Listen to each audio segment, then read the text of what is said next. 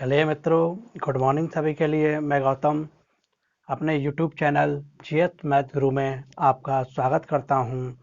और जैसा कि मित्रों हमने कल आपको पॉलिटी की पहली क्लास हमने आपको अपलोड की थी, तो आज आप सेकंड क्लास देखेंगे। और सेकंड क्लास में मैं आपको फर्स्ट क्लास का जो भी मैंने आपको पढ़ाया था वो मैं एक बार आपके 2 मिनट में आपका रिपीट कर देता हूं, और देन उसके बाद में अपन कंटिन्यू करेंगे। तो चलिए मित्रों, मैंने कल आपके लिए क्लास बताया था, यानी कल मैं क्लास में क्या पढ़ाया था। मैंने सन 1600 का चार्टर एक्ट बताया, सन 1726 का चार्टर एक्ट बताया, और मैंने 1773 का रेगुलेटिंग एक्ट बताया। तो चलिए मित्रों, मैं आपको वन बाय वन क्लियर करके चलता हूँ एक बार और वंस अगेन। ओके मित्रों, एक मिनट।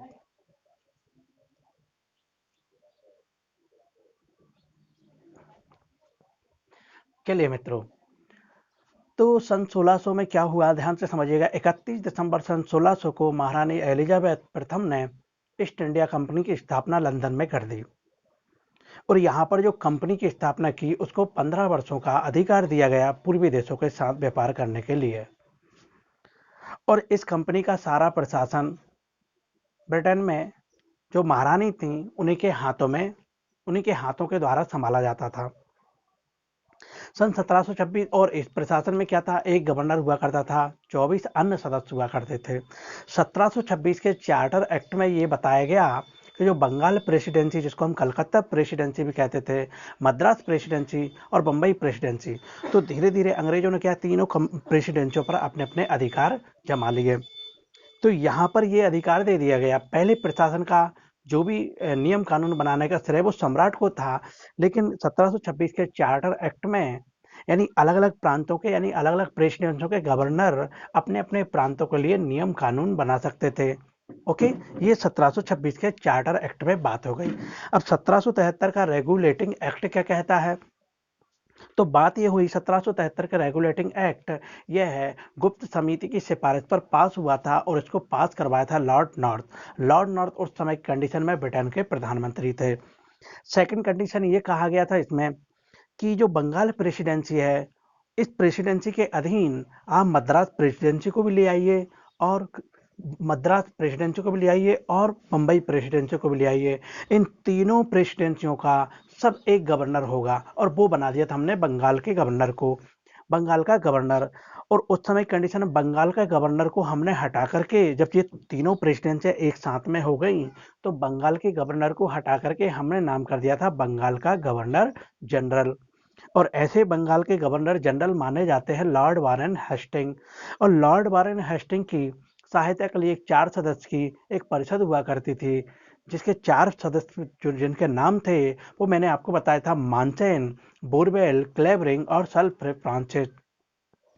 तो अब यहाँ से आपको 1773 में हमने एक सुप्रीम कोर्ट की स्थापना करने की बात भी की गई बंगाल में, लेकिन ये 1774 में स्थापना हमने कर भी दी गई, जिसमें हमारे एक मुख्य न्यायाधीश थे, 3 अन्य न्यायाधीश थे। एक मुख्य न्यायाधीश का नाम मैंने आपको बताया था एलिजा इम्पे थे, और 3 अन्य न्यायाधीश थे जिनका नाम था चैम्बर, लेमिस्टर और हाइड।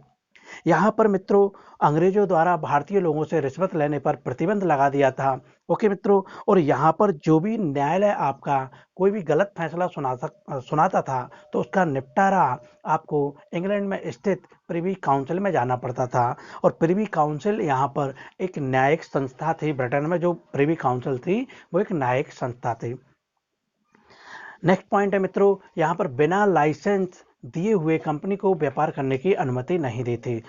यहाँ पर गवर्नर जनरल के हाथों में सिविल शक्तियाँ, सैनिक शक्तियाँ, यानी ये गवर्नर जनरल के हाथों में आ चुकी थी। ओके मित्रों, तो यहाँ से मैंने आपको वन बाय वन ये चीज़ पढ़ाया था। अब मैं मित्रों यहाँ से आपके लिए अलग चलता हूँ। सन 1700 के तहत, यानी 1773 के रेगुलेटिंग एक्ट की कमियों को दूर करने के लिए अप्रैल 1783 में और जनवरी 1783 में 2 व्यक्ति थे। एक डंडाज अधिनियम और एक आया था Indian bill of Fox. Indian bill of Fox. तो ध्यान से समझिएगा मित्रों, उस समय की कंडीशन में लॉर्ड नॉर्थ यानी ब्रिटेन में लॉर्ड नॉर्थ और लॉर्ड फॉक्स, इन दोनों की मिलीजुली सरकार चल रही थी। लॉर्ड नॉर्थ और लॉर्ड लॉर्ड फॉक्स और लॉर्ड नॉर्थ की मिलीजुली सरकार चल रही थी। तो ये अधिनियम पास नहीं हो पाया। तो फिर क्या हुआ कि इन दोनों की सरकार, इन दोनों यानी लॉर्ड नॉर्थ और लॉर्ड फॉक्स ने क्या किया, अपना इस्तीफा दे दिया। तो आपसे क्वेश्चन पूछा जाता है, किसी भारतीय मसौदे पर अंग्रेजी सरकार का दिया हुआ पहला और आखिरी एग्जाम्पल है आपका।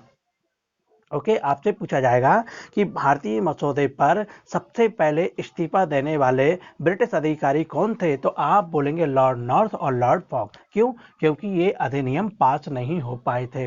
ओके, अब मैं चलता हूँ यहाँ पर, एक इसमें एक्ट ऑफ सेटलमेंट आया जिसको हमने बोला था 1781 का एक्ट ऑफ सेटलमेंट। तो 1781 का एक्ट ऑफ सेटलमेंट देखते हैं मित्रों अपन, क्या है act of settlement.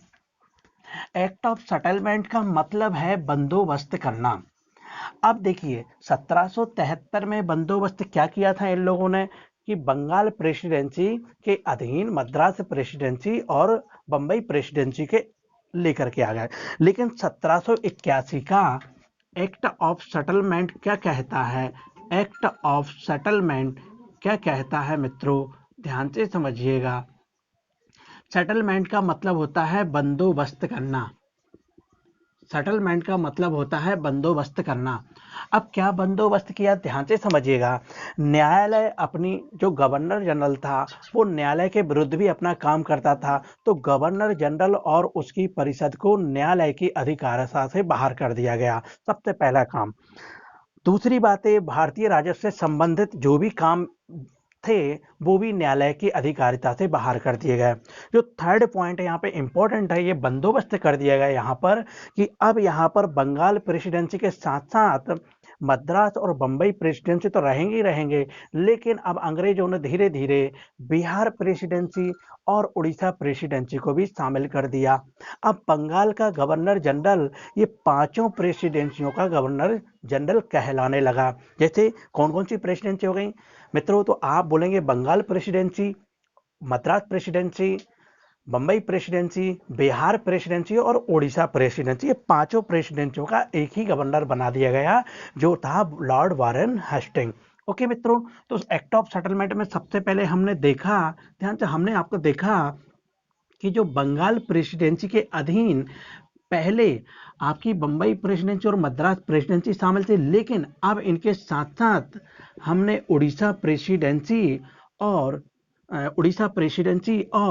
Bihar presidency को मिला दिया गया। और पहले आपकी दो प्रेसिडेंसियां थीं, एक थी बंबई प्रेसिडेंसी, एक थी मद्रास प्रेसिडेंसी, और इन सभी प्रेसिडेंसियों का जो भी विधि या नियम बनाने का श्रेय बंगाल के गवर्नर जनरल को जाता था। यहाँ पर बंगाल के गवर्नर जनरल को जाता था। ओके, अब गवर्नर जनरल यहाँ पे अपनी मनमानी करने लगा था, तो ये क्या हुआ कि जो न्यायालय के विरुद्ध कोई मनमानी करने लगा था गवर्नर जनरल, तो गवर्नर जनरल और इसकी जो परिषद थी, जो मैंने आपको बताई 4 सदस्य की जो परिषद थी, तो ये अपना मनमाना काम करने लगी, करप्शन के यानी भ्रष्टाचार करने लगी भारतीय लोगों के साथ। तो कहने का मतलब गवर्नर जनरल, कहने का मतलब इसको न्यायालय की सख्ती से इसको बाहर कर दिया गया। जितने भी राजस्व संबंधी काम थे वो भी, उनको भी क्या हुआ, न्यायालय की सख्ती से बाहर कर दिया गया। ओके मित्रों, ये था आपका सन 1781 का एक्ट ऑफ सेटलमेंट। तो एक्ट ऑफ सेटलमेंट में क्या था, बिहार और उड़ीसा प्रेसिडेंसी को भी आपने जोड़ दिया था। अब मित्रों ध्यान से समझिएगा, अब अपन आते हैं 1784 का पिट्स इंडिया एक्ट। तो चलिए मेरे साथ बने रहिएगा। ओके, चलिए मित्रों, अब हम पढ़ने वाले हैं सन 1784 का पिट्स इंडिया एक्ट। अब पिट्स इंडिया एक्ट क्यों आया, तो देखिए समझिएगा मेरी बात के लिए।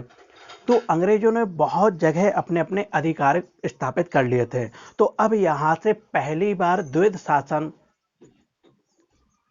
की व्यवस्था होगी। मैं आपको बताऊंगा द्वैध शासन का मतलब क्या होता है। और यहाँ पर पहली बार ब्रिटिश लोगों ने ये स्टेटमेंट, एक टाइटल दिया, भारत में ब्रिटिश अधिकाराधीन क्षेत्र, भारत में ब्रिटिश अधिकाराधीन क्षेत्र। और सबसे पहले ये पिट्स इंडिया एक्ट किसके नाम पर आया, तो एक व्यक्ति थे जिनका नाम था विलियम पिट, विलियम पिट।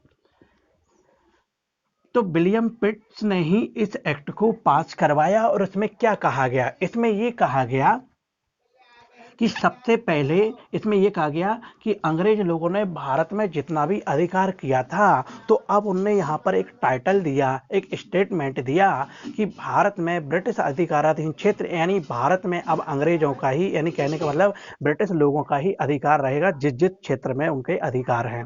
ओके मित्रों, अब देखिए यहाँ पर जो कंपनी को दो भागों में बांट दिया था मित्रों, एक बांट दिया था व्यापारिक मामलों में और एक बांट दिया था राजनीतिक मामलों में। मित्रों ध्यान से समझिएगा जरा, आप कंपनी को दो भागों में बांट दिया था, तो यहां से क्या हुआ था, द्वैध शासन चालू हो गया था मित्रों। तो आपसे अगर पूछा जाए कि द्वैध शासन की व्यवस्था किस अधिनियम से शुरुआत होती है, तो आपका जवाब आएगा सन 1784 का पिट्स इंडिया एक्ट से। ओके मित्रों, अब यहाँ पर जो कंपनी में व्यापारिक, अब व्यापारिक क्रियाकलाप जो था वो उसको कौन संभालता था, इसको संभालते थे बोर्ड ऑफ डायरेक्टर। अब बोर्ड ऑफ डायरेक्टर मैंने आपको बताया था, एक गवर्नर हुआ करता था, 24 अन्य सदस्य हुआ करते थे। ओके, राजनीतिक क्रियाकलाप को कौन संभालता था, अब मित्रों यहाँ पर क्या हुआ था, यहाँ पर आप एक बोर्ड ऑफ कंट्रोल की स्थापना भी कर दी गई, यानी नियंत्रण बोर्ड की स्थापना यहाँ पे कर दी गई। तो इसको संभालता था board of control, board of control यानी नियंत्रण, बोर्ड ऑफ कंट्रोल यानी नियंत्रण, यानी मंडल संभालता था यहाँ पर। अब इसमें देखिए बोर्ड ऑफ डायरेक्टर में एक गवर्नर हुआ करता था, 24 अन्य सदस्य हुआ करते। बोर्ड ऑफ कंट्रोल में टोटल 6 सदस्य हुआ करते थे मित्रों, यानी टोटल 6 सदस्य हुआ करते थे। इन 6 सदस्यों की नियुक्ति सम्राट के द्वारा होती थी। और इन 6 सदस्यों में सबसे पहले जो ब्रिटेन में जो अर्थमंत्री था, सबसे पहले अर्थमंत्री थे पहला। दूसरा इसमें था राज्य सचिव, जो राज्य सचिव था इसमें शामिल था राज्य सचिव। और जो 4 लोग इसमें जो बचते थे ना, वो इंग्लैंड में हम प्रिवी काउंसिल थी उसके सदस्य थे मित्रों। तो ये क्या 4 लोग जो थे वो प्रिवी काउंसिल के सदस्य थे। तो ये आपको rare of the rare case है कि आपको ये चीजें मिल जाएं। ओके मित्रों, मैं 1 सेकेंड से एक बार रिपीट करता हूं। कंपनी को पिट्स इंडिया एक्ट में कंपनी को 2 भागों में डिवाइड कर दिया। आप व्यापारिक क्रियाकलाप को बोर्ड ऑफ डायरेक्टर संभालेगा, राजनीतिक क्रियाकलाप को बोर्ड ऑफ कंट्रोल संभालेगा। तो बोर्ड ऑफ कंट्रोल में कितने सदस्य थे, 6 सदस्य। इनकी नियुक्ति सम्राट के द्वारा होती थी, और इनकी नियुक्ति सम्राट के द्वारा होती थी। और इनका जो भी यानी जो आय होती थी, यानी इनकी जो भी खर्चा होता था, यानी बोर्ड ऑफ कंट्रोल में, वो भारत के राजस्व से दिया जाता था। लेकिन अगर 16,000 पाउंड से ज्यादा अगर खर्चा हो रहा है, तो फिर इनको ये खर्चा नहीं दिया जाता था मित्रों। ध्यान से समझिएगा मित्रों, आप पॉइंट है ये आपके लिए समझने वाला। तो अब यहाँ पे नियुक्ति 6 लोगों की कौन करता था, यहाँ पर सम्राट करता था। इसमें एक अर्थमंत्री हुआ करता था, और यही ध्यान से समझिएगा मित्रों, यही बोर्ड ऑफ कंट्रोल का जो चेयरमैन था मित्रों, वो था आपका अर्थमंत्री। और अर्थमंत्री के साथ साथ में एक राज्य सचिव हुआ करता था, और 4 सदस्य जो बचते हैं वो आपके प्रिवी काउंसिल के सदस्य थे। ओके मित्रों, अब यहाँ से और आगे है मित्रों। अब यहाँ पर क्या हुआ कि जब गवर्नर जनरल ने अब यहाँ पर जो राजनीतिक शक्तियां हैं, राजनीतिक शक्तियां का मतलब क्या होता है, जैसे सैनिक शक्तियां, सिविल शक्तियां, ये सब गवर्नर जनरल यानी इसके अधीन हो गई थी, यानी बोर्ड ऑफ कंट्रोल के अधीन हो गई थी। लेकिन ध्यान से समझिएगा मित्रों, बोर्ड ऑफ कंट्रोल के हाथों में पोषण और आहार की व्यवस्था नहीं थी। मतलब बोर्ड माने पोषण और आहार का जो डिपार्ट था, वो इस पर इसका अधिकार नहीं था। ओके चलिए, अब यहाँ पर जब गवर्नर जनरल और उसकी परिषद की संख्या, गवर्नर जनरल और उसकी परिषद, और प्रांतीय गवर्नर जनरल और उसकी परिषद की सदस्य संख्या 4 से घटा करके 3 कर दी गई मित्रों। और यहाँ पर मित्रों एक बात और याद रखिएगा, जब भी कोई क्या बोलते हैं संधि या समझौता होता था, तो सबसे पहले यानी गवर्नर जनरल किसी देश के साथ या किसी प्रांत के साथ संधि या समझौता करता था, तो सबसे पहले उसको बोर्ड ऑफ डायरेक्टर की परमिशन लेनी पड़ती थी।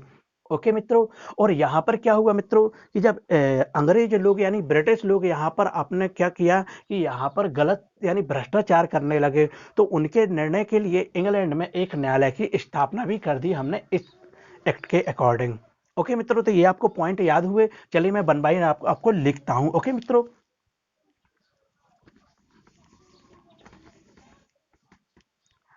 अब मित्रों यहाँ पे एक पॉइंट और आपको याद रखना है, जब ये एक्ट के विरुद्ध तत्कालीन प्रधानमंत्री यानी तत्कालीन हमारे गवर्नर कौन थे, हमने बनाए थे लॉर्ड वारेन हेस्टिंग को। तो लॉर्ड वारेन हेस्टिंग ने इस एक्ट का विरोध किया, तो उनने इस्तीफा देकर के वो इंग्लैंड वापस चले गए, और इंग्लैंड वापस चले गए 1785 में उन्होंने इस्तीफा दे दिया और इंग्लैंड वापस चले गए। तो इंग्लैंड में एक वर्क नाम का व्यक्ति मित्रों ध्यान से समझिएगा, ये पॉइंट आपको बुक में नहीं मिलेंगे। वर्क नाम का व्यक्ति था मित्रों। तो वर्क नाम के व्यक्ति ने क्या किया कि लॉर्ड वॉरेन हेस्टिंग पर महाभियोग और भ्रष्टाचार का आरोप लगा दिया गया, लेकिन इनको फिर बाद में क्या हुआ कि बरी कर दिया गया। तो आपसे क्वेश्चन पूछा जाता है कि बताइए लॉर्ड वॉरेन हेस्टिंग पर महाभियोग किसने लगाया था, तो आपका आंसर आएगा वर्क ने लगाया था। वर्क नामक व्यक्ति एक मंत्री था जिसने महाभियोग लगाया था। ओके मित्रों, ये बात आ गई। अब मित्रों यहाँ पर नेक्स्ट पॉइंट मैंने आपको क्या बताया, जब भी कोई संधि समझौता होता था, गवर्नर जनरल जब भी कोई संधि समझौता करता था, गवर्नर जनरल जब भी कोई संधि व समझौता करता था तो उसको बोर्ड ऑफ डायरेक्टर की परमिशन लेनी पड़ती थी। ओके मित्रों, बोर्ड ऑफ डायरेक्टर की परमिशन लेनी पड़ती थी। लेकिन यहाँ पे मित्रों नेक्स्ट पॉइंट ये है कि यहाँ पर ये हुआ कि जो अंग्रेज लोग यहाँ पर भ्रष्टाचार करने लगे, तो इंग्लैंड में एक न्यायालय की स्थापना कर दी सुनवाई के लिए। नेक्स्ट पॉइंट क्या था मित्रों, यहाँ पर ध्यान से समझिएगा, गवर्नर जनरल और उसकी परिषद या प्रांतीय गवर्नर जनरल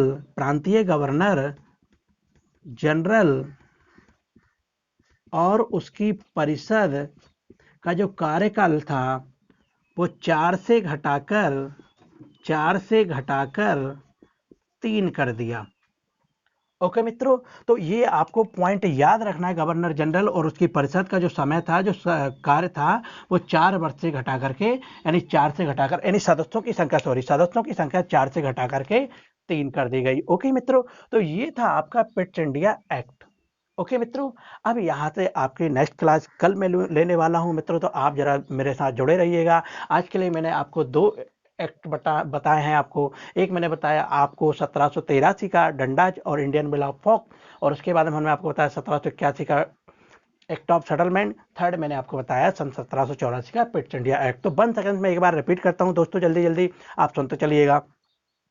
मैंने बताया आपको 1773 में रेगुलेटिंग एक्ट में जो भी कमियां थी उनको दूर करने के लिए लॉर्ड नॉर्थ और लॉर्ड फॉक्स ने एक बिल अधिनियम लेके आया, लेकिन ये अधिनियम पास नहीं हो पाए। तो लॉर्ड नॉर्थ ने और लॉर्ड फॉक्स ने क्या किया, यहाँ पर अपना इस्तीफा दे दिया। तो आपसे पूछा जाता है किसी भारतीय मसौदे पर ब्रिटिश सरकार दिया हुआ त्यागपत्र कौन सा था, तो आप बोलेंगे लॉर्ड नॉर्थ और लॉर्ड फॉक्स के द्वारा दिया गया था। ओके, और ये आपका प्रथम और अंतिम एग्जाम्पल है। ओके, चलिए अब 1781 का एक्ट ऑफ सेटलमेंट क्या कहता है, बंदोबस्त क्या किया, इनने बंदोबस्त ये किया कि गवर्नर जनरल की जो अधिकार था उसको न्यायालय की अधिकारता से बाहर कर दिया गया। ओके, और यहाँ पर ये बात और एक बंदोबस्त कर दिया गया कि यहाँ पर पहले 3 प्रेसिडेंसियाँ थी, बम्बई प्रेसिडेंसी, कलकत्ता प्रेसिडेंसी और मद्रास प्रेसिडेंसी।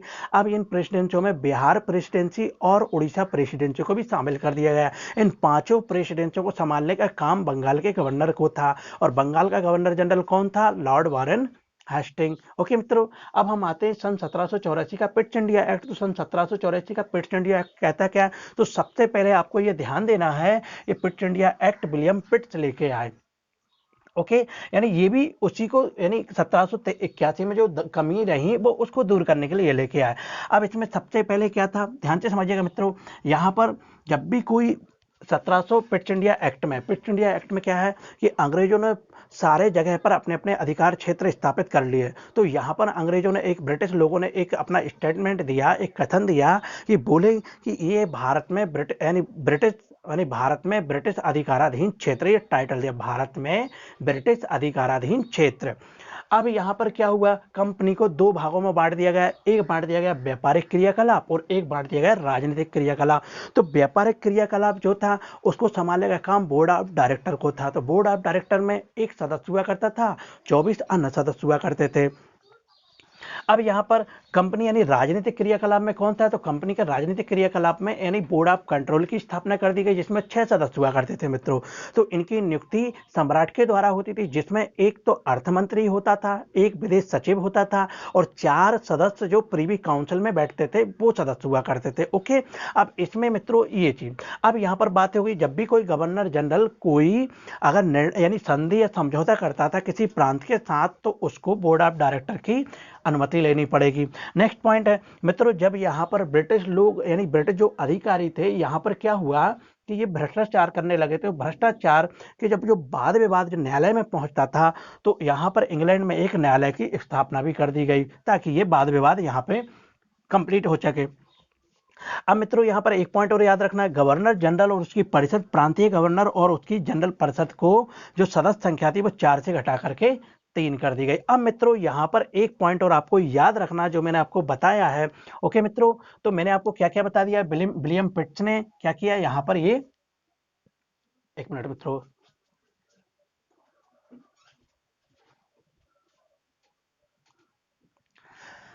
तो मित्रों ये था आपके लिए आज की क्लास का ये पार्ट था। तो मिलते हैं कल नेक्स्ट क्लास के साथ। और मित्रों आपसे एक निवेदन ये रहेगा, आप मेरे यूट्यूब चैनल जीएस मैथ गुरु को, ओनली जीएस मैथ गुरु को आप लाइक शेयर एंड सब्सक्राइब कीजिएगा और बेल आइकन बटन को प्रेस कीजिएगा ताकि आने वाले वीडियोज आपके लिए मिलते रहें। और मित्रों ये जरूर बताइएगा आप कमेंट करके कि आपको क्लास, मैंने 2 पॉलिटी की क्लास आपको, आज ये क्लास मैं सेकेंड पार्ट लेके आया था, ये मैं आपको आज अपलोड कर दूंगा 4 बजे। ओके, और आप देखना ना भूलिए और अपने फ्रेंड लोगों को भी शेयर कीजिएगा।